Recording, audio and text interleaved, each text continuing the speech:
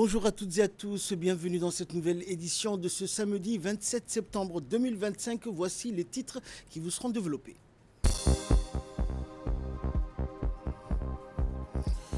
Les îles Sept Frères, Godoria ou encore Korangar, tous ces sites sont désormais classés réserve de biosphère par l'UNESCO. Et l'Espagne et l'Italie envoient des navires militaires pour accompagner la flottille de la résistance vers Gaza. Voilà pour les titres, bonjour à tous. La République de Djibouti célèbre aujourd'hui une étape historique dans la protection de son patrimoine naturel et de sa biodiversité.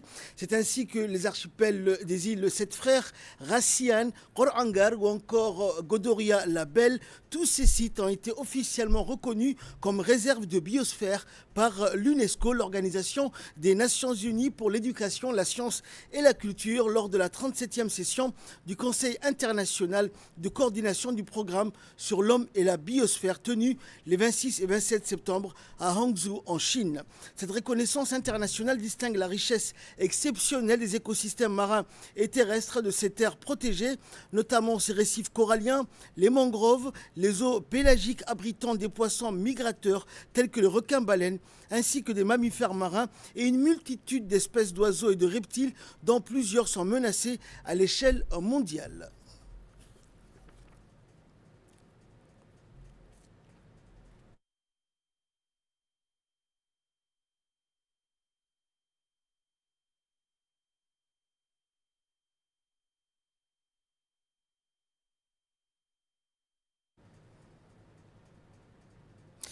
Et lors de cette importante journée, le ministre de l'Environnement et du Développement durable, Mohamed Abdelkader Moussahelem, a souligné que l'archipel des îles des Sept Frères, Rassian, Korangar ou encore Godoria sont désormais officiellement reconnus comme réserve de biosphère, la première dans notre pays. Il a rappelé que cette distinction met en lumière la diversité exceptionnelle de nos écosystèmes marins et terrestres, ainsi que l'engagement exemplaire des communautés locales qui protègent depuis des siècles cet environnement unique en son genre. On écoute le ministre.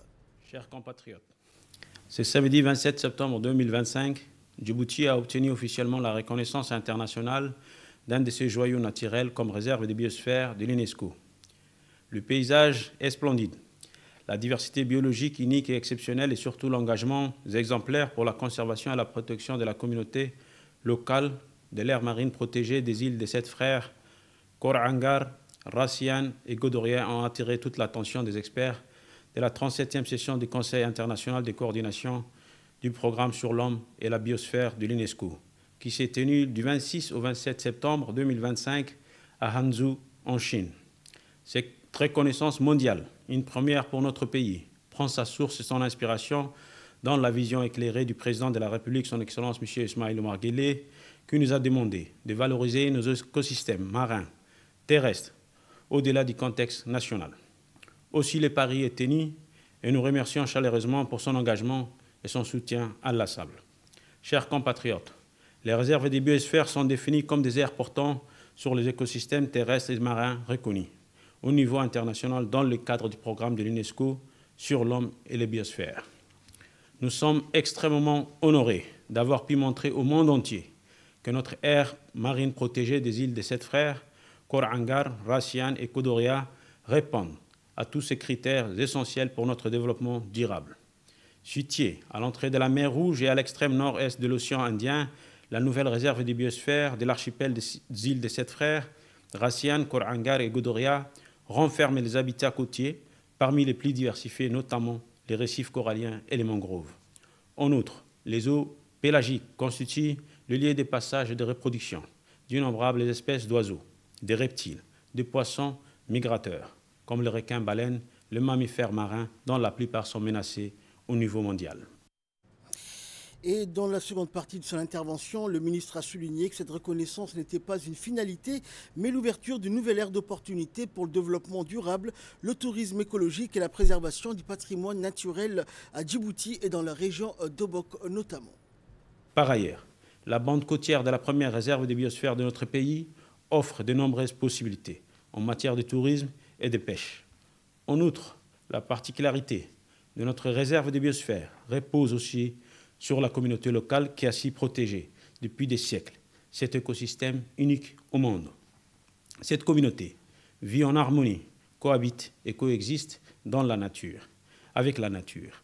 La chasse des espèces sauvages, la coupe du bois, entre autres, sont des activités prohibées par les lois coutumières et traditionnelles. Désormais, leur patrimoine naturel, leur savoir-faire traditionnel, culturel et leurs traditions sur la protection de la biodiversité sont universelles et se trouvent aujourd'hui dans les annales de l'UNESCO. L'inscription de la réserve des biosphères de l'archipel des îles des Sept Frères, Rassian, Koh-Ranga et Godoria à l'UNESCO n'est pas une finalité, mais plutôt une nouvelle ère d'opportunités au développement durable pour Djibouti et pour toute la région d'Obok.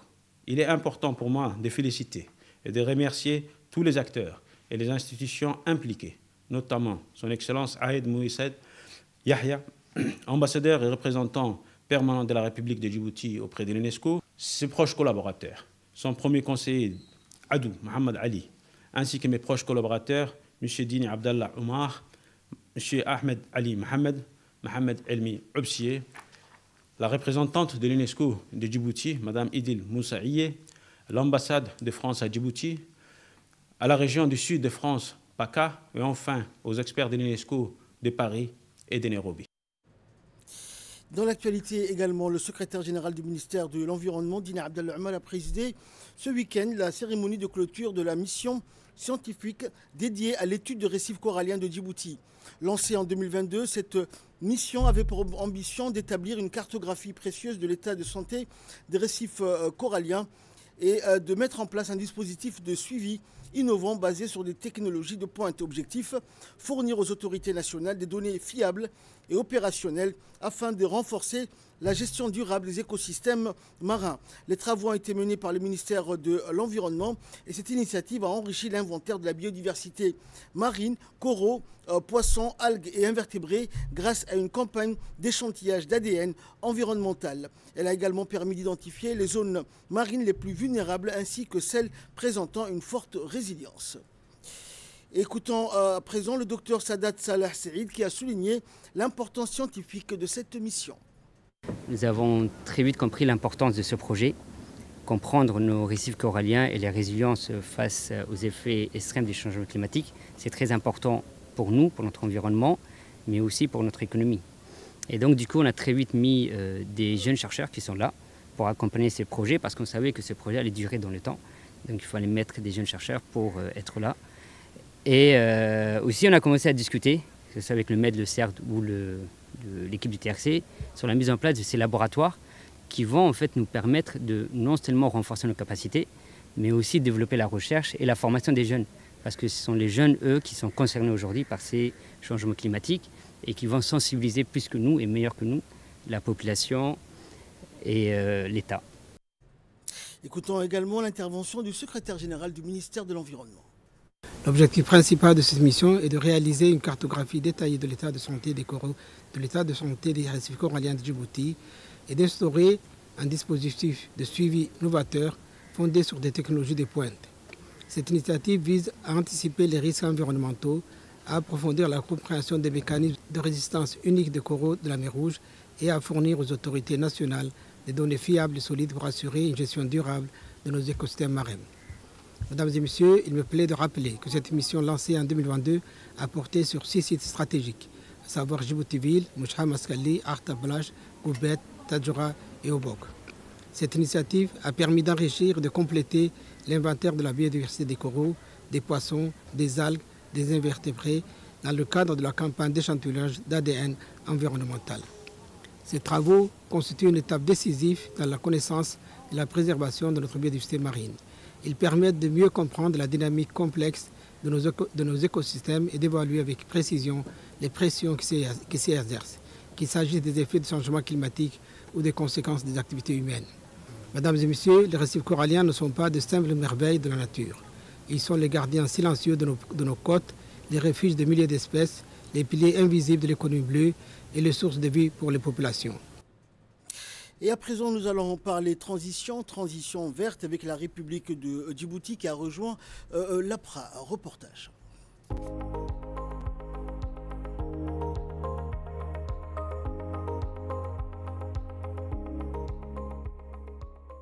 Au cœur de l'Afrique, Djibouti prend un virage historique.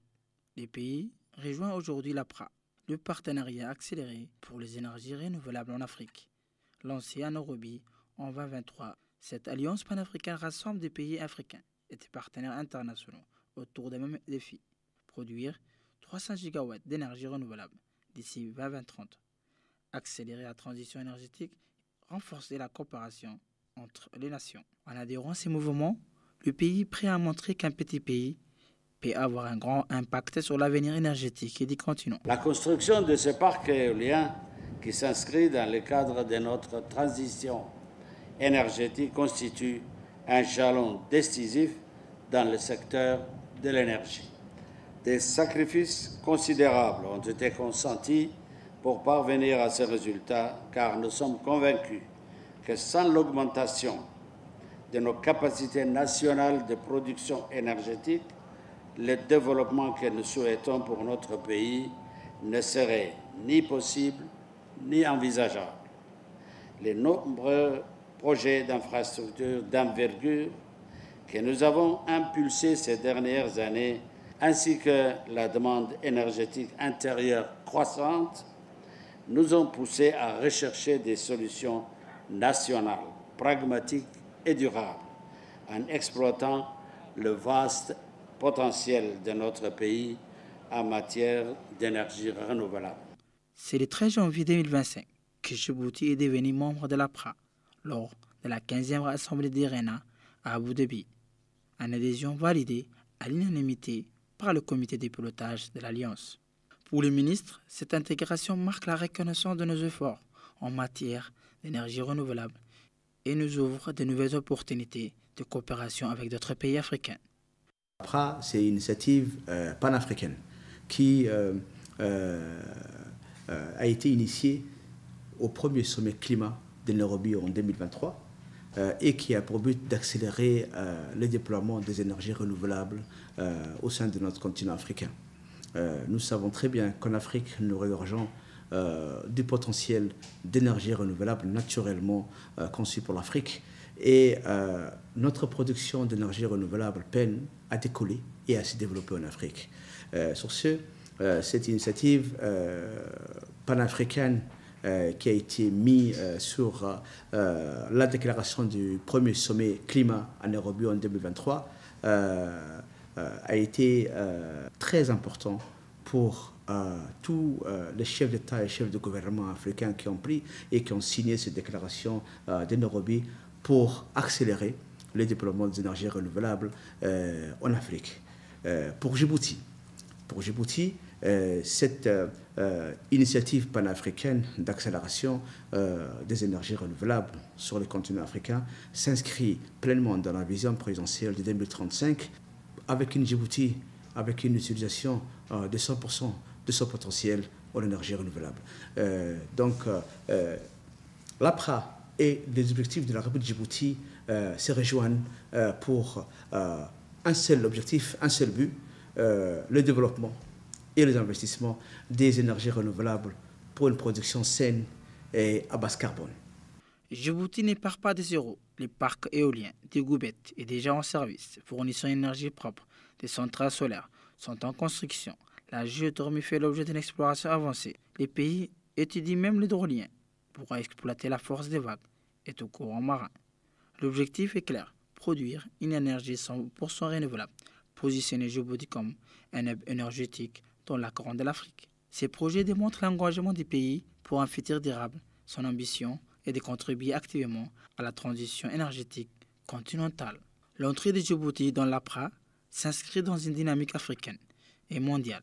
Lors du sommet de Nairobi 2023, les pays africains ont affirmé leur volonté de jouer un rôle central dans la transition énergétique. Le prochain rendez-vous sera le sommet du comité ministériel de l'APRA en Sierra Leone en octobre 2025, où Djibouti présentera ses réalisations et partagera son expérience avec les autres membres. Cette participation continentale permettra au pays de renforcer ses partenariats, d'attirer les investissements et d'accélérer la mise en œuvre de ces projets d'énergie renouvelable. Comme vous le savez, cette adhésion de l'APRA nous permettra bien entendu de réaliser nos grandes ambitions en matière de production d'énergie renouvelable, qui sont les éoliennes, les solaires, la géothermie, mais aussi les autres énergies comme l'hydrogène.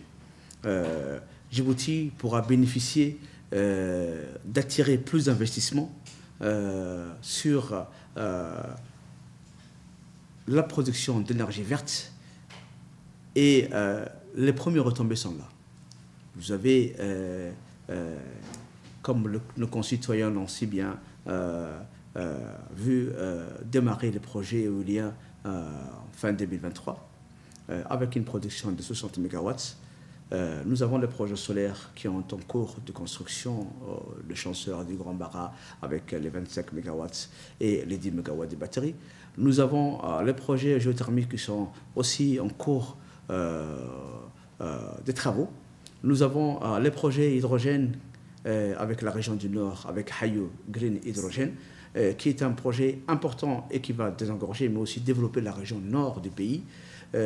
Nous avons les autres énergies et dérivées sur le lac Abé, le lac Assal et Djibouti aujourd'hui est à la croisée de chemin pour pouvoir bénéficier et développer cette énergie. Au passage, je remercie l'IRENA qui fait office du secrétariat de l'APRA et les partenaires clés aujourd'hui de l'APRA sont l'Union africaine, les Émirats arabes unis, les États-Unis, le Danemark, l'Union européenne, mais aussi d'autres partenaires comme Climate Change ou l'Agence danoise des énergies renouvelables, mais aussi d'autres universités qui se joignent aussi comme partenaires de l'APRA.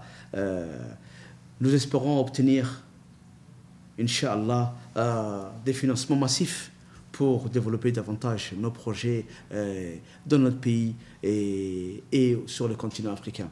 En rejoignant l'APRA, Djibouti franchit une étape décisive, une étape qui confirme ses ambitions nationales et sa contribution à un projet africain plus vaste, une Afrique plus verte, innovante et solidaire. Le pays montre qu'un petit pays peut avoir un grand impact sur le futur énergétique du continent.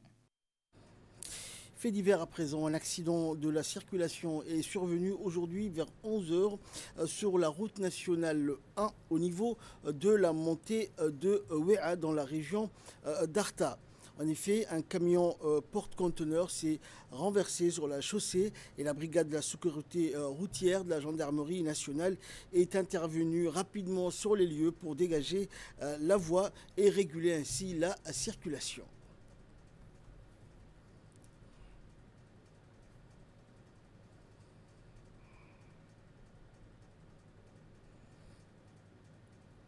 Et pour clore l'actualité nationale, nous allons parler intelligence artificielle au service du corridor routier. Djibouti n'est plus seulement une escale sur la carte. Une fois encore, elle bouscule les codes et redéfinit l'avenir du continent. Regardez, c'est un reportage de la rédaction.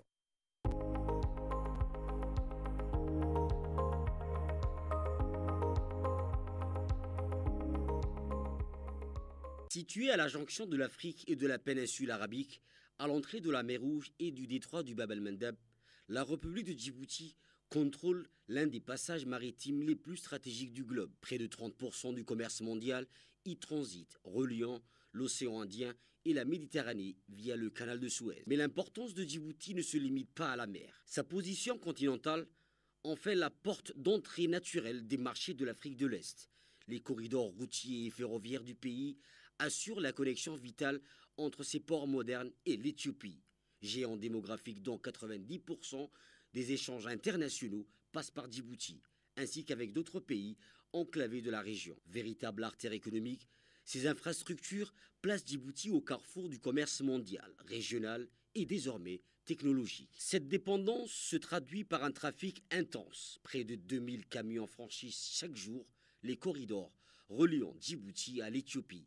Mais maintenir ces routes stratégiques dans un environnement aussi hostile relève d'un défi permanent. Température extrême dépassant les 50 degrés, trafic massif de poids lourds, usure accélérée. Jusqu'ici, la surveillance reposait sur des inspections traditionnelles réalisées par des équipes dévouées. Mais ce système avait atteint ses limites face à l'ampleur des enjeux. une rupture technologique s'imposait. C'est dans ce contexte qu'est né DPCR Corridor Vision IA, une solution d'intelligence artificielle inédite, développée par Djibouti Port Corridor Road en partenariat avec Rapid Canvas et Force Solutions, conçue pour l'entretien et la surveillance des corridors routiers. Cette technologie de pointe analyse en temps réel l'état de l'infrastructure et détecte la moindre anomalie, fissure, affaissement, nid de poule. Nous voici au cœur de ce système. Ces écrans, véritables cerveaux numériques du corridor, affichent en continu l'état de santé des routes. Chaque point lumineux signale une dégradation, chaque courbe traduit une analyse et enfin chaque alerte déclenche une intervention préventive. Cette approche prédictive révolutionne les maintenances routières, finit les réparations d'urgence coûteuses, place à une maintenance préventive, planifiée et optimisée. Les équipes interviennent désormais avant même que les problèmes ne deviennent visibles, garantissant une continuité de services inédite. Je suis là aujourd'hui pour vous présenter notre application Corridor Vision AI. Cette application est basée sur un modèle YOLO, qui est un modèle de machine learning qui s'appelle YOLO Only Loquence, qui est utilisé par plein d'autres entreprises telles qu'Amazon pour leur logistique et qui est vraiment essentiel dans le domaine de la détection d'images en temps réel. Mais pour entraîner ces modèles-là, il nous a fallu rassembler beaucoup de données parce que le modèle, comme tout être humain, a besoin d'informations pour mieux apprendre et corriger ses erreurs. Et pour ça, on a récolté 20 000 images qu'on a classifiées sur une plateforme Labelbox. Sur cette plateforme Labelbox, comme vous pouvez voir, il y a toutes les dégradations qu'on a classifiées, telles que pothole, qui est un trou sur la route, ou bien crack of pavement, qui est un crack, ou bien offset, signal et des déformations. Et vous pouvez voir à peu près le pourcentage de ces déformations-là sur l'ensemble de nos données. Par exemple, la majorité des dégradations qu'on a détectées, c'était pothole et crack of pavement qui sont les plus récurrents sur nos corridors routiers. Grâce à ces informations qu'on a récoltées, on a pu entraîner notre modèle à mieux s'adapter et à reconnaître lui-même ces informations-là. Certains de mes collègues partent directement en route avec une caméra GoPro. Ils enregistrent leur trajet sur le corridor. À partir de ces vidéos-là est passée à l'application. L'application analyse cette vidéo et nous donne une information sur les dégradations sur cette route-là, le pourcentage, est-ce qu'il y a eu une amélioration par rapport à l'année dernière.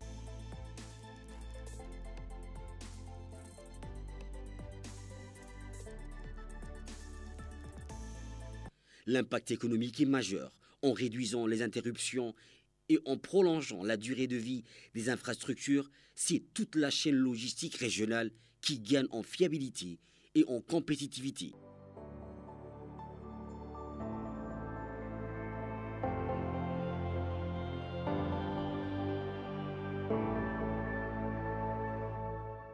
Mai 2025, Johannesburg, Afrique du Sud. Lors de la prestigieuse cérémonie Intelligent ICT Award Africa, le nom de Djibouti résonne. DPCR décroche le prix de l'innovation dans la catégorie entreprise publique pionnière en intelligence artificielle.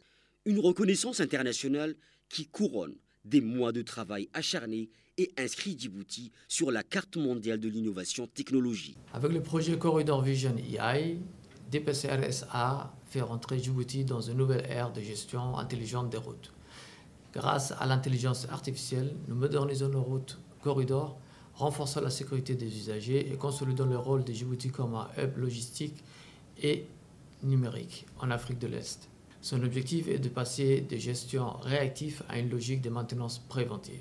Corridor Vision AI apporte également une valeur ajoutée unique. Une cartographie dynamique et objective de l'eau et des routes, une planification plus efficace des travaux, une gestion plus transparente et optimisée des ressources. Au-delà de la technologie, ce projet a une dimension humaine forte. Des formations sont mises en place pour développer les compétences locales par nos équipes. À court terme, nos perspectives incluent l'intégration d'images satellites et drones, l'extension du système à l'ensemble du réseau national et la création d'un pôle IA. DPCR Corridor Vision IA s'inscrit pleinement dans la vision 2035, la stratégie nationale qui vise à faire de Djibouti une économie numérique de référence et un hub logistique portuaire de premier plan au service du commerce régional et continental. Avec DPCR Corridor Vision, IA Djibouti ne se contente pas d'entretenir ses routes, elle réinvente la gestion des corridors du futur. Un réseau intelligent, résilient et durable au service du commerce, de la sécurité des usagers et de l'intégration régionale. En nouvelle régionale à présent, le président de la Commission de l'Union africaine, Mohamed Ali Youssouf, a exhorté les partenaires internationaux à mobiliser 196 millions de dollars en 2025 pour appuyer la mission de soutien et de stabilisation de l'Union africaine en Somalie. Il a averti que sans un financement rapide, les avancées obtenues au prix d'immenses sacrifices pourraient être compromises. Et s'exprimant lors d'une réunion de haut niveau sur les financements de l'OSOM organisée en marge de la 80e Assemblée générale des Nations unies, Mohamed Ali Youssouf a salué les progrès notables de la Somalie tels que l'annulation de sa dette et son accession au Conseil de sécurité de l'ONU. La rencontre présidée par le chef de l'État somalien Hassan Sheikh Mahmoud a réuni des ministres des pays contributeurs de troupes ainsi que des partenaires impliqués dans la stabilisation du pays. Son Altesse Cheikh Sabah Khaled Al-Hamad Al-Sabah, prince héritier du Koweït, a accueilli le président de la Commission de l'Union africaine à la mission permanente du Koweït auprès des Nations unies à New York en marge de la 80e session de l'Assemblée générale. L'entretien a porté sur le renforcement des partenariats entre le Koweït, les pays arabes et africains, avec un accent particulier sur les perspectives offertes dans le secteur du commerce, des infrastructures, de l'énergie et du développement social. Le prince héritier a rappelé l'engagement de son pays, observateur permanent auprès de l'Union africaine, à consolider ses relations. Il a également mis en avant l'importance du partenariat historique qui unit le Koweït et l'Afrique, notamment à travers les investissements du Fonds koweïtien pour le développement économique arabe, de l'autorité d'investissement du Koweït et du secteur privé destiné à soutenir une croissance inclusive et durable. Pour la première fois en 104 ans, les championnats du monde de cyclisme sur route posent leurs valises en Afrique. Kigali se transforme en capitale mondiale du vélo pour quelques jours, attirant athlètes, équipes et supporters du monde entier. À Kampala, en Ouganda, et notamment, il voit dans cette compétition un moment historique non seulement pour le Rwanda, mais pour tout le continent. Le cyclisme, longtemps discret dans certaines régions d'Afrique, gagne en popularité grâce aux compétitions locales et aux initiatives de formation des jeunes. De nombreux talents émergent, encouragés par l'accès croissant aux courses et aux infrastructures. En nouvelles du monde, à présent, l'Espagne et l'Italie ont décidé d'envoyer des navires militaires pour soutenir et accompagner la flottille internationale connue sous le nom de flottille de la résistance se dirigeant vers Gaza afin de protéger les convois civils cherchant à briser le blocus maritime et à acheminer une aide humanitaire vers le territoire. Et des observateurs estiment que l'accompagnement par des navires européens constitue un test sensible de la capacité de l'Union européenne à influencer le déroulement des événements autour de Gaza. Et enfin, la société américaine Microsoft a annoncé avoir suspendu une partie de ses services cloud et de ses outils d'intelligence artificielle à une unité du ministère israélien de la Défense à la suite d'un examen opération et interne concluant à l'utilisation de ces technologies dans des surveillances massives des Palestiniens pendant la guerre à Gaza. Et dans un communiqué publié le 25 septembre dernier, l'entreprise a précisé avoir désactivé l'accès de l'armée israélienne à certaines fonctionnalités de sa plateforme Azure ainsi qu'à des services liés à l'analyse des données en affirmant que ces technologies ne devaient pas servir à surveiller ni à cibler des civils. C'est ainsi que prend fin cette édition. Merci à vous de nous avoir suivis.